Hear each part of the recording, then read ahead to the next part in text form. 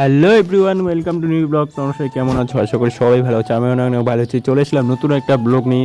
দেখতে পাচ্ছ পাট নিয়ে যাচ্ছে আজকে হাঁটি আর কি। যে আমি পিছনে বসে আছি জন্য সামনে সম্পূর্ণ পাট দিয়ে আর পিছনে দুজন বসে আছে, মানে আর আমি তো পিছনে ধৈর্য বসে আছি, ওইভাবে যাচ্ছি। এটা হচ্ছে আমাদের হাইরোড আর কি।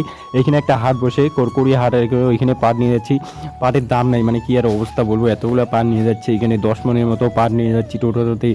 আর গিয়ে বাজারে দেখি পাটের দাম নেই। দেখো ফাইনালি রাস্তাটা, এই যে চলে আসছি রাস্তার সাইডে, যে রাস্তাটা দেখতে পাচ্ছ এইদিকে নামবো আমি। এদিকে ধৈর্য পুরো কষ্ট লাগতেছে, তাও এদিকে ধৈর্য আসতেছি আর কি। দেখতে পাচ্ছ এটা হচ্ছে হাটটা, এটা হচ্ছে করকরিয়া হাট। হাটে এমন একটা ভিড় নেই, মানে বাজার পরিস্থিতি খুব খারাপ, কি আর বলবো। এতগুলা পাট কইরা, এবার পাটের দাম নেই, পুরো কষ্ট কইরা, মানে কি আর বলবো তোমাদের। দেখতেই পাচ্ছ ফাইনালি এখানে হাটটা আর কি।